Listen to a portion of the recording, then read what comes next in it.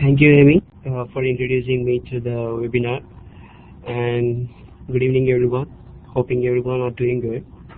Myself, Kishore Komirisetty, as Amy introduced it to everyone. I'm working with Dr. Dimitris in IDEAS group. And to help my research work, Nicelo Green, a CIAN undergrad, is also helping me in my research work. And now I'm going to present my work on integrated tunable photo detector for access network. So these are the outline I'm going through entire presentation, and starting with abstract and motivation to the work and what are the research work have been done on the tunable photo detectors and limitations of the work. And next I'm going to the implementation of my work and with a basic design and the process flow of making the entire devices, and concluding with references. So coming to the abstract, in this presentation on my entire research work, this is an integrated tunable metal semiconductor metal photo detector based on indium tin oxide. So that is fabricated on silicon and indium phosphide, and tuning is achieved by a micro heater based on nickel chromium, which is collocated on the opposite side of the photo detector substrate. And basically these are having the applications in the optical interconnect, access network, transceivers. So the tuning sensitivity of my device photo detector is 1.4 nanometers per milliwatt. And so to come up with the motivation of my work, so photo detectors are among the most ubiquitous type of technology in use of today. So we have the upcoming data centers, optical interconnects, and fibers to the premises. So all these applications, we need the transceivers. So transceivers may be having the link-to-link or chip-to-chip or fiber to the premises, having the distribution central office, and the data is transmitted to the distribution centers. From there, it is going to transmit to the end of the users. And coming to, if you see the present technology with the photo detectors, Intel and IBM, the biggest companies, have been collaborated to work to making the transmitter chips that can tune the different wavelengths and accommodate everything onto the single device. Like if you see in the left side of the picture, so Intel is working on a hybrid laser with silicon waveguides and modulators for data encoding. So with these data encoding chips, the data can be transmitted from 50 gigabytes per second. So that is the outstanding results that have been achieved so far. And if you see the right side picture, all these of 40 arrays of germanium avalanche photo detectors that can transmit the data or encode the data of 40 gigabytes per second, and where IBM called it as a nanophotonic toolkit. So similarly, CIAN is also working of making some device of making that can transmit with 100 gigabytes per second. And my research is to make a tunable photo detector that can integrate with a tunable laser and accommodate onto the fiber optics. So if you see fiber optics, so what are its characteristics? So electromagnetic spectrum is a full bandwidth of all the wavelengths from far visible region like 650 nanometers to the near infrared region 1700 nanometers. So this range is used due to the characteristics of transparent medium optical fiber. So if you see it clearly about the graph, there are many attenuations, or we can say the disadvantages of having Rayleigh scattering, UV absorption, and the main big part we have to concern is hydroxide peaks. So we have to select the wavelength region such that all these Rayleigh scattering hydroxide peaks, there are the minimum. So that is the yellow spotted line with a 1300 nanometers to 1330 nanometers. And if we pass this biggest peak here, we can go through S band, C band, and L bands, covering from 1460 nanometers to all over 1625 nanometers. So my device tunable photodetector is going to be that can tune within the range of S band, C band, and L band with a wavelength of 10 nanometers per milliwatt.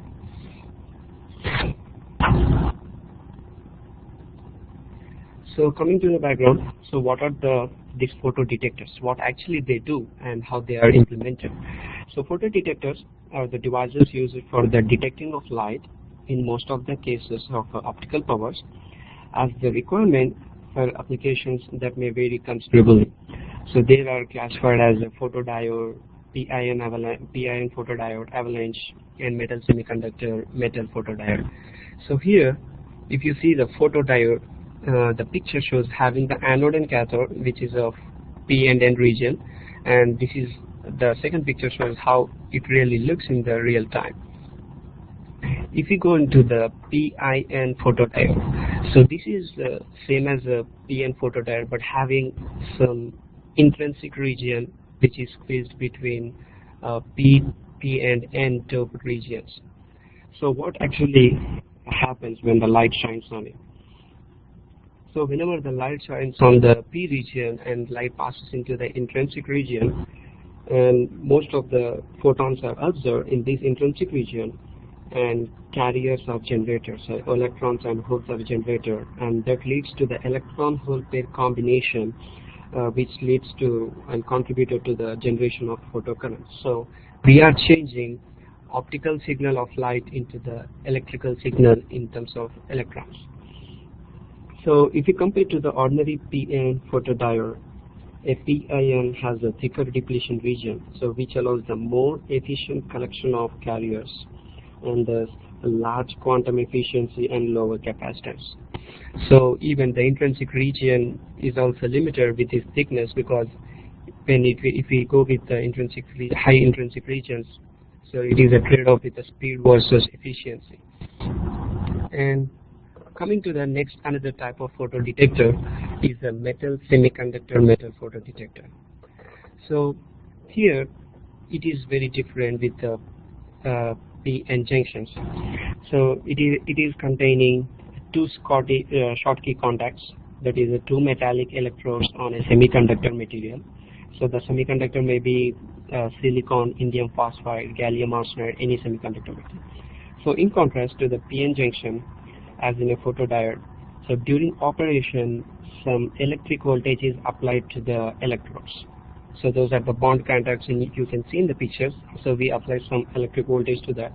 So when light impinges on the semiconductor between the electrodes, it generates the electric carriers which are collected by the electric field, and thus can form the photocurrent. So MSM detectors can be made faster than photodiodes because it is generating more photocurrent compared with the PN. So their detection bandwidths can reach like hundreds of gigahertz, making them suitable for their high-speed optical fiber communication. So my research is of making a photodetector like having a metal semiconductor metal devices. So we have gone through the basic intro to the detectors. So what are the previous researchers have been achieved successfully with their work? We'll see. So one of the most interesting application of a detector is wavelength division multiplexing. And here this is a tunable RCE photodetector, resonant cavity enhanced photodetector. So this device has been designed for the wavelengths of C band, 1550 nanometers. In this design, to increase the absorption, a wider absorber with a 30 Indian gallium arsenides as a quantum wells, 9 nanometers of thick and 5 nanometers of indium phosphide barriers has been used. So if you see the picture, they made on the indium phosphide substrate, and 11 dBrs on the top of it, and 5 dBrs on the top of it made of Indian gallium arsenide. And we know the dBr, distributed Bragg reflector, so that can be changed with a refractive index by applying certain amount of voltage. On the top of it, quantum wells are being set up, to observe the light which is impinges from the top of the Indian gallium arsenide oxides. So what are the limitations for this work is, so they are applying the 0 volts, 5 volts and 10 volts to the contacts of P and N. You can see the dark spotters. So here this is a P contact and N contacts. So they want to change the wavelength when the light falls from here, and changing the bias voltage from 0.5 and 10 volts. But if you see the absorption graphs, so even by changing voltages, they didn't see any of the tunability.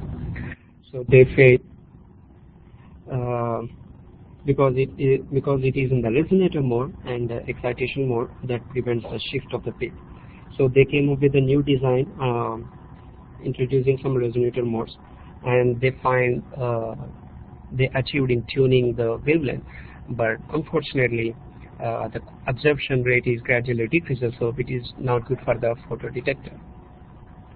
So, and they consider like having a very good high quality resonators to achieve the high efficiency, and considering different materials for the multi in quantum wells. So multi-quantum wells should be a low band gap and a small effective mass. So these are one of the previous paper. And going to the next paper, so it is a tunable MSM photo detector. And as I explained about, so tunable, MSM has a number of fingers. You can see which are classified into the 4 regions. So in this, switching is done by interference pattern of light. By biasing the pattern, the device detects the wavelength and rejects the another one. So whenever we apply the positive bias to the negative biasing to the regions 3 and 4 and regions 1 and 2, so there is an interference pattern of A, so which can region 1 is cancels with the region 4, and region 2 interference pattern cancels with 3. So there is no change of wavelength. But when you introduce a region 1 and 2 with the positive and 3 and 4 with the negative, you will see this interference pattern of B, and the wavelength will be shifted from 800 to 810 nanometers. So this is one of the previous work. And if we go to another photo detector based on fab repair filters. So this is a complex design before we start, and which is very similar to the resonant cavity enhanced photo detector. And this is based on the CIAN diode on the indium phosphide substrate, and also having the 2 DBRs, PDBR and NDBR, distributed band reflectors. So to achieve the very good high reflectivity, they introduced like 2 contacts of N and P and another pair of P and N contacts, and the light is shined from the top on the DBR filters. So whenever there is a bias between P and N of 5 volts or 6 volts, and this DBR will change its refractive index and reflects back the unwanted wavelengths of light. And you can there is another combination of N and P which can introduce the 2 DBRs in the same design and can reflect back the unwanted wavelengths. And this is how they achieved most of the reflectivity with a 99.5% with a 2.5 periods at each DBR. So this was one of the good paper which was very close to successful of changing the tunability. However, we want a very good simple design in the optical interconnects, because we don't want to mess up with any of these DBRs and having the different wavelengths, because each thickness of indium phosphide or gallium arsenide will change the refractive index, so it will change us with everything. So I want to start up with a new design that can be have a simple in design that can be very effective and cheap and easy to manufacture it, fabricate it. So before explaining about my design, I would like to talk about Dr. Y.P. Varshney. So he's a great scientist. He pursued his doctorate at Allahabad University from India.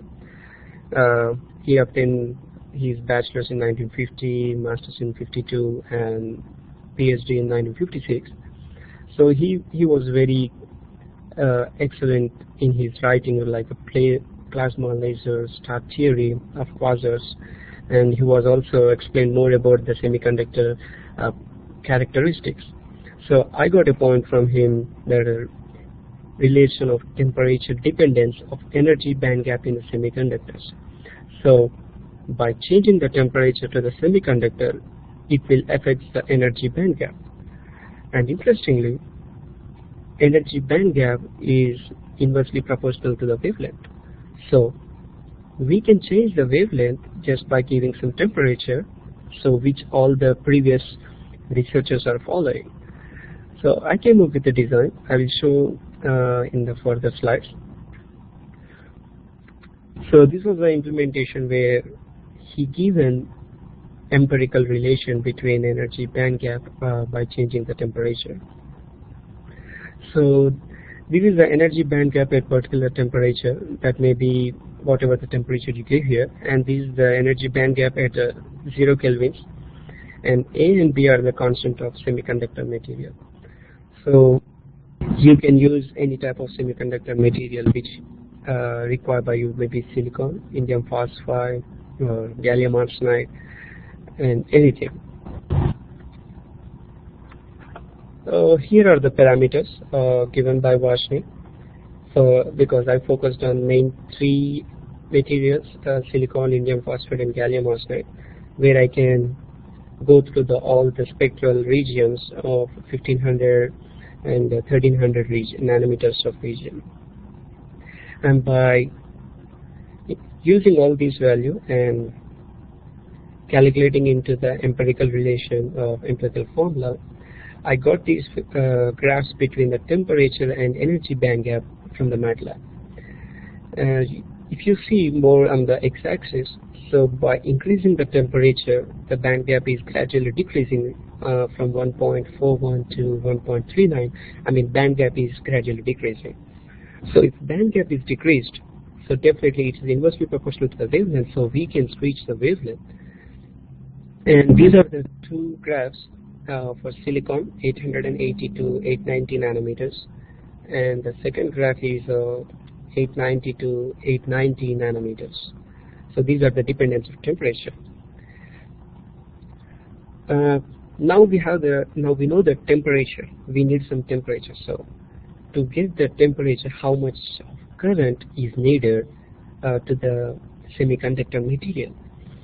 So in the previous graph, if you focus, so I'm looking for the range of 200 to 260, and this graph, so for 200, which is pretty much very precise in values, so I need something of current from 0 to 10 milliamps of current. So if I give 10 milliamps of current to the semiconductor material, I can definitely change the wavelength. And this is for very small wavelengths, because silicon is only limited up to 800 to 900 nanometers of wavelength. So I want to go ahead with the indium phosphide material, and here I calculated for 1510 to 1520 nanometers, and also 1520 to 1530 nanometers. And here the temperature required is 880 to from 890. So over 10 kelvins I can switch from 1510 to 1530 nanometers. If we see, okay, now we understood, okay, we need something 880 to 890 kelvins, but how much of current we need? So because we cannot directly heat any substrate, so we want in terms of current. This graph shows, okay, from 800 to 890 nanometers, kelvins, we need a current of 50 milliamps to 60 milliamps. So now I want to make a design that that can come with a heater that can give the heat to the semiconductor device and can shift my wavelength from that can give the 800 kelvins that can shift my wavelength. So talking more about energy versus wavelength, how the band gap is related to wavelength. As I said, it is inversely proportional, and calculating those values, the previous plots has been made. And so I consider a material of nickel chromium because I want a heater that should give the heat.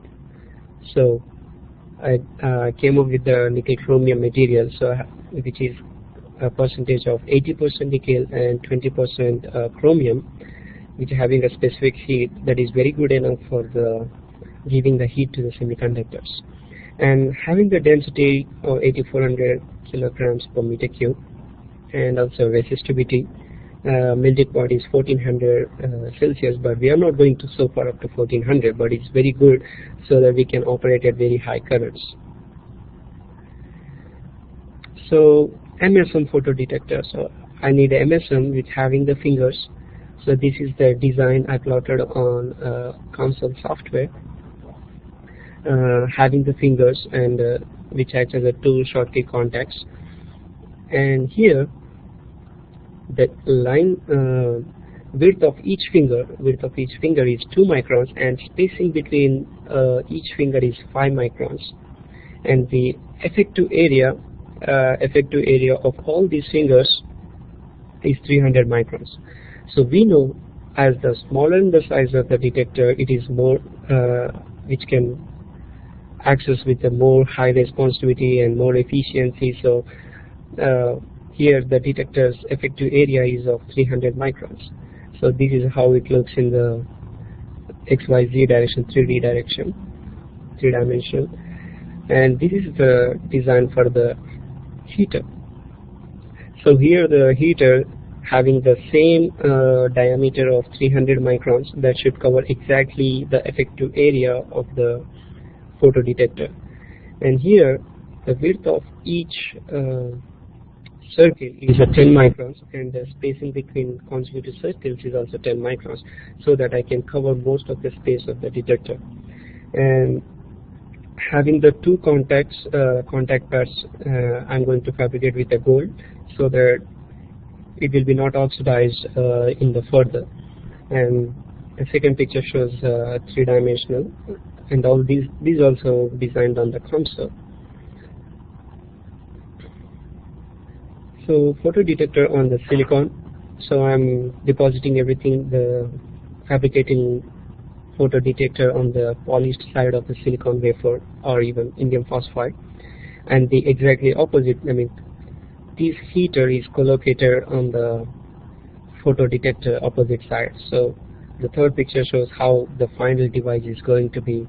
So when I heat this heater, all this heat is transmitted up to the photodetector that changes the wavelength, I mean, which is obviously a tunable wavelength photodetector. And so how I'm going to make this device.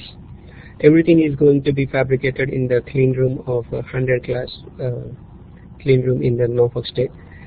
I'm starting with the silicon because it's very considering the cost effective, we can go with the silicon, and later for the higher wavelengths I'm going to fabricate on the indium phosphide. So depositing the indium tin oxide on silicon with a 3000 angstroms, 3000 to 4000 angstroms, and also other side of the silicon depositing the nickel chromium. And next starting with the photodetector, exposing to UV with a mask and following the standard lithography process. So everything comes with spinning the photoresist, exposing to the light, UV light, and developing the pattern, soft bake and hard bake, and also etching the ITO to get the photodetector patterns on it. And before starting with the fabricating the heater, I'm spinning the entire ITO with the photoresist that can keep my devices safely. and then processing with the nickel chromium heaters, and also following, and after exposing with the UV and following the standard lithography process, and removing the photoresist with the acetone on the both ITOs and the heaters. And later, now the final step is wire bonding the micro heaters which are in the bottom of the wafer, and bonding it to the printed circuit board, and then characterizing on the probe station. So this is how all my process goes, fabricating my entire device. So far I achieved making the photo detectors, and these are the pictures from ACM. The other side, and you can see there, because I fabricated detectors on the smooth side, so you can see the difference between in the ACM images how the silicon is differ, and everything was achieved successfully so far in fabricating the device. And concluding to the presentation, I have achieved so far with a theoretical approach of tunability for silicon and indium phosphide, and the sensitivity is of 1.4 nanometers per milliwatt. And as I said, I fabricated both detectors and heaters on the individual wafers, and also succeeded in making the dual side fabrication, because it's a trade-off. It's a really a complicated task, like you are fabricating on both sides of the wafer. And next I'm going to fulfill this project. I have to go with the wire bonding heaters and contact pad on the printed circuit boards, and characterization in terms of efficiency, IV characteristics, and everything. And later I want to go ahead all these steps on the indium phosphide, because silicon is only, as I said, it is only capable of 800 to 900 nanometers, but we want for over the wide range of 1500 and 1550, which is very good, that can fit in the data centers and optical interconnects, and also fiber to the premises. And finally, here are the references, and followed with more references. Yes. So I finished my presentation. Any questions? Thank you so much, Kishore. If anyone has any questions, please feel free to type them into the chat box, and then Kishore or I will read the questions before answering. Thank you.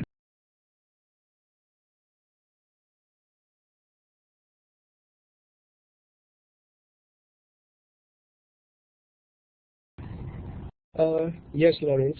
Theoretical approach to the both silicon and indium phosphide has been completed. The only left part is to fabricate on the indium phosphide.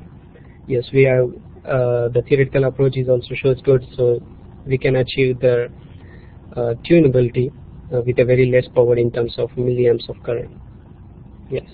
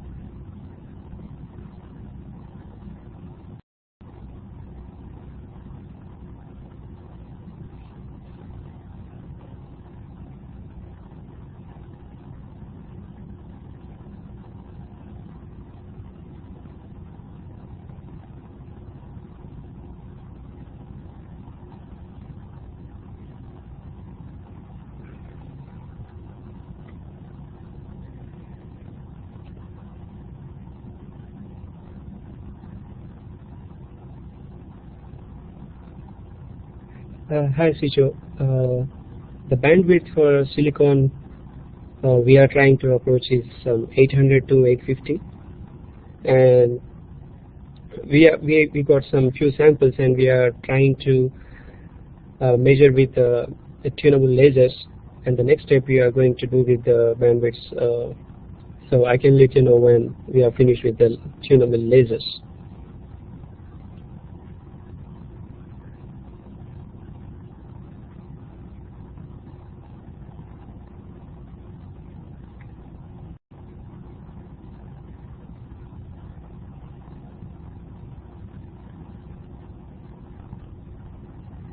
Yes, definitely the efficiency is going to be about 90% because the indium tin oxide is very transparent with the wavelengths which we are using.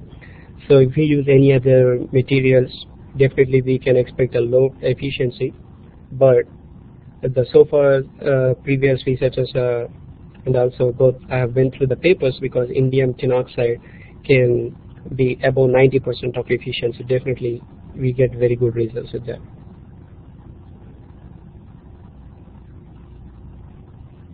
It's about 90 and 95%.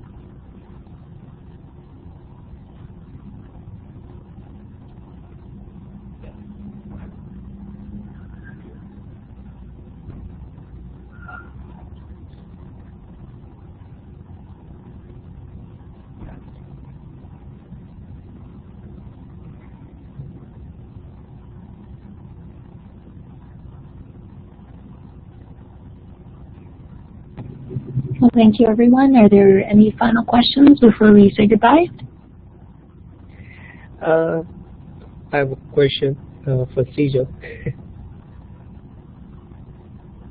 Is Sijo here?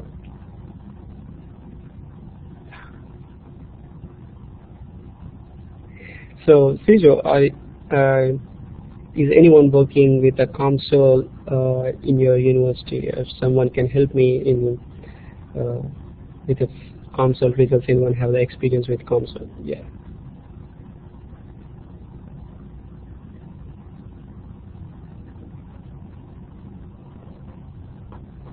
Even Hendrix, if someone working on console, yeah.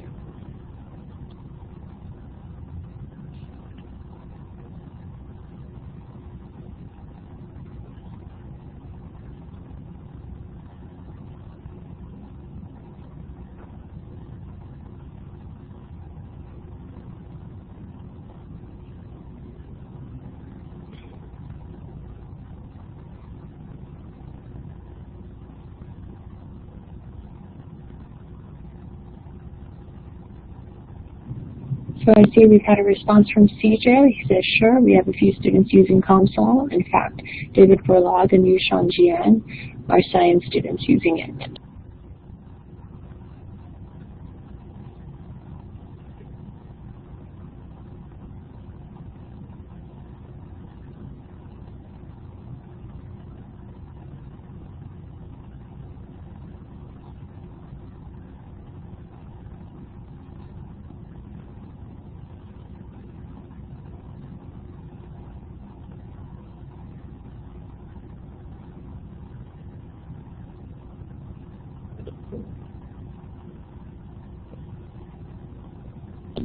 All right, looks like he's going to get in touch with you via email, Kishore. Anyone else have any final questions, comments?